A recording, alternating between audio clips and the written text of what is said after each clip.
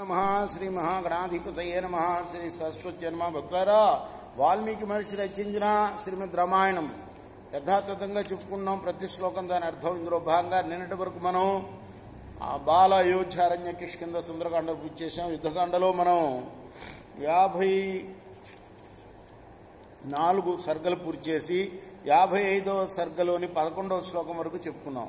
ఈరోజున 12వ శ్లోకం నుండి కొనసాగించే ముందు వ్యాస భగవాను వాల్మీకి మహర్షిని ప్రార్థన చేసుకుందాం. కూజంతన్ రామ రామేతి మధురం మధురాక్షరం ఆరుహ్య కవితా శాఖం వందే వాల్మీకి కోకిలం. సమర్థ సద్గురు సాయినాథ్ మహారాజ్ కీ జై. ససింహాపచిత స్కంద శార్ధూల సమవిక్రమ తానుత్పాతానచిత్యైవ నిర్జగామ రణాజిరం.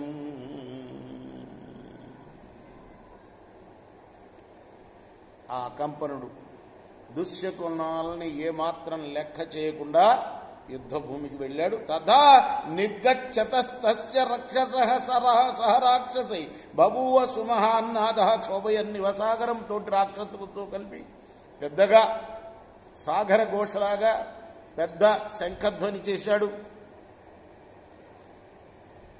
అది ఎట్లా ఉందయ్యా అంటే సముద్రం క్షోభిస్తుందా అన్నట్టుగా ఉంది వాడు చేసిన ధ్వని.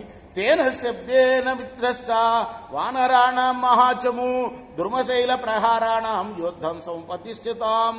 యుద్ధం కోసం వస్తున్న ఆ రాక్షసుల శబ్దం విని వృక్షాలు పర్వతాలని ఆయుధాలుగా తీసుకొని వానరుల సైన్యం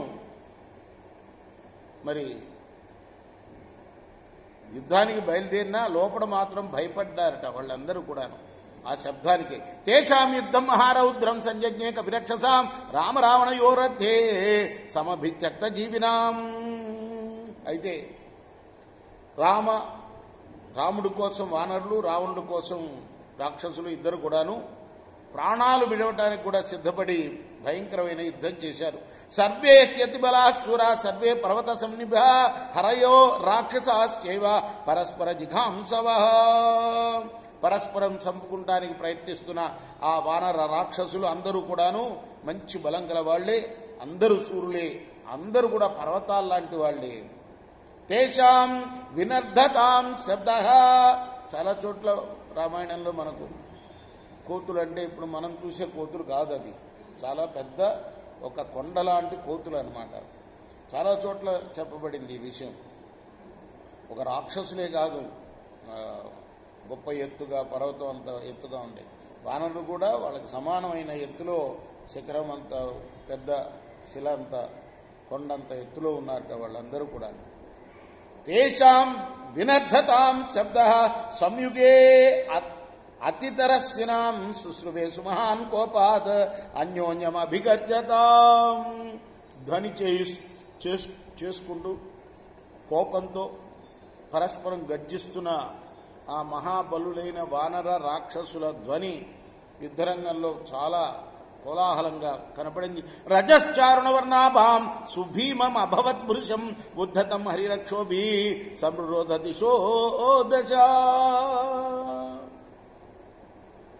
వానరుల చేత రాక్షసుల చేత ఎగరగొట్టబడ్డ దుమ్ము ధూళి 10 దిక్కులకి వ్యాపించింది. అన్యోన్యం రజసాతేన కౌసేయోద్ధూత పాండున సమృతాని చ భూతాని దదృశు నరణాజే. ఆ పరాగం కప్పబడి యుద్ధభూమిలో ఒకరికొకరు కనపట్టల్లా. నధ్వజో న పతాకావా చర్మవా తురగోపివా ఆయుధం చందనో నా వాపి దదృశేతేన రేణునా. ధ్వజాలు కనపట్టలేదు, పతాకాలు కనపట్టలేదు, డాళ్లు కనపట్టలేదు, గుర్రాలు కనపట్టలేదు, ఆయుధాలు కనపట్టలేదు, రథాలు కనపట్టలేదు. శబ్దస్య సుమహాంస్తేషాం అర్థతాం అభిధావతాం సురయతే తుములో యుద్ధేన రూపాణి చకాశిరే.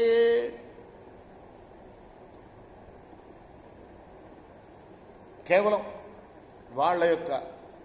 వాళ్ళు పరిగెత్తే వేగానికి కదిలే గాలి శబ్దం మాత్రం వినపడుతుంది అక్కడ. వాళ్ళ రూపాలు మాత్రం కనపట్టలేదు. హరినేవ సుసంరుష్ట హరయో జగ్నరాహవే రాక్షస రాక్షసాంశాపి నిజగ్నస్తిమిరే తదా. ఆ దుమ్ము ధూళి కమ్మిన ఆ యుద్ధంలో కోపించిన వానరులే చంపుకున్నారు. ఒకళ్ళకొకళ్ళు కనపడపోవటం వల్ల రాక్షసులు కూడా రాక్షసుల్నే చంపుకున్నారు. తే పరాంశ వినిఘ్నస్త స్వాంశ వానర రాక్షస రుధిరార్థం తథా చక్రూర్మహిం పంకానులేపనం. ఇలా వాళ్ళు చంపుకుంటున్న తరుణంలో భూమి మీద రక్తం అంతా పడి బురదగా అయిందట. తతస్తురిద్రౌకేనా సిక్తం హ్యపగతం రజ శరీర శవ సంకీర్ణ బభూవచ వసుంధర. అప్పుడు రక్త ప్రవాహం చేత కప్పబడి ఆ దుమ్మంతా అణిగిపోయింది. వాళ్ళు శరీరాల నుండి చిమ్మే రక్తంతో ధూళి ఎగిరి ఒకరికొకరు కనపట్టలేదుగా. ఇప్పుడు ఆ ధూళి అంతా కూడాను అణగగొట్టబడింది. చూస్తే ఎక్కడ చూసినా శరీరాలు, ఎక్కడ చూసినా శవాలతో నిండి ఉంది యుద్ధభూమి. రేపు మనం 25వ శ్లోకం నుండి కొనసాగిద్దాం. కృష్ణార్పణమస్తు. సాయి కృష్ణార్పణమస్తు.